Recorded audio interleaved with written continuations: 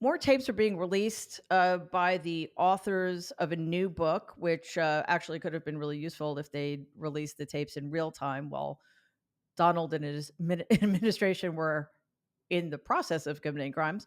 Anyway, we've learned that this should not shock nobody, probably, that Lindsey Graham backed Biden after January 6th. He actually said something to the effect of that we were very lucky to have President Biden. It didn't take long, however, before Lindsay changed his tune. All it took was a little trip to Mar-a-Lago, a round of golf during which he probably let Donald cheat a lot, and I don't know, maybe blackmail. But this is the Republican Party today, folks. Every single Republican in Congress was terrified on January 6th. Every single one of them knew that it had gone too far, and every single one of them knew that Donald was directly responsible and needed to be kicked out of office. And now every single one of them is going to vote for him if he runs in 2024. So, what is our goal here? To make sure that that never fucking happens. Not sure if you've heard, but Representative Henry Cuellar of Texas, who's the only anti choice Democrat in the House of Representatives, is being challenged by a human rights attorney named Jessica Cisneros. 2 years ago, Cuellar beat her in the primary by 3 points. This time he only beat her by 1.5, which was a narrow enough margin to force a runoff. So there are three things I want to say about this. First of all, in January, the FBI raided Cuellar's home and campaign office in relation to an ongoing foreign corruption investigation, which, since he's not a Republican, could actually make him vulnerable in the general election. Second, the Supreme Court is going to overturn Roe v. Wade. Third, the man is anti choice. Even so, Rep. Clyburn, Stump for Cuellar, and Nancy Pelosi said she supports her incumbents right to left, no matter what. I think Nancy Pelosi is the best Speaker of the House in modern history. She has been twice. I also think she's probably the savviest political strategist out there, but this is a terrible move. Both because the Democratic Party, as big a tent as it is, should no longer allow any of its members to be anti choice.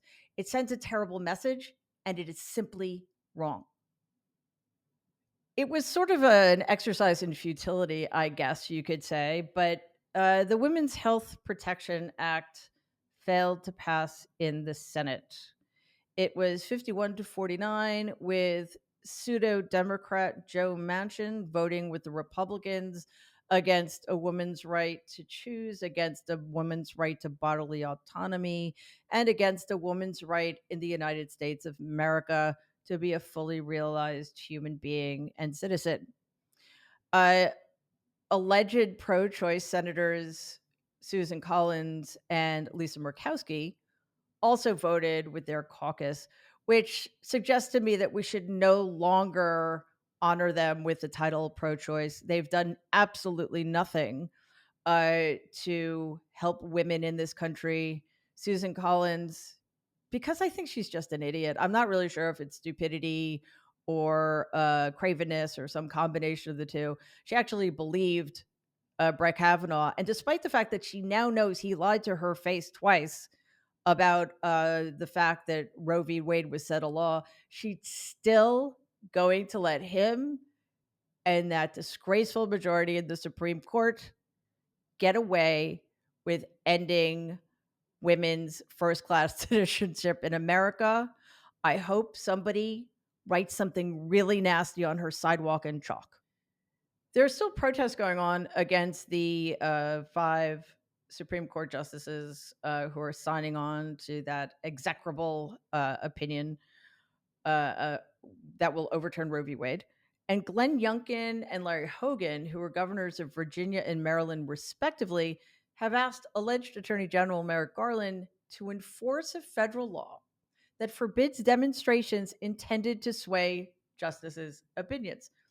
Okay, so first of all, nobody who read Alito's medieval torture device of an opinion thinks for a second that the religious fanatical majority can be swayed by anything other than presumably direct communication from their God. And how exactly can anyone but the protesters know what they're protesting and why they're protesting it? It's entirely possible that they're there to express their rage ahead of an unfathomable loss. I swear to God, if Merrick Garland comes out of hiding to intervene in any way with the constitutionally protected right of American citizens to protest peacefully against the imminent eradication of another one of their constitutionally guaranteed rights, I will lose my fucking mind. Astronomers have found a supermassive black hole at the center of the galaxy.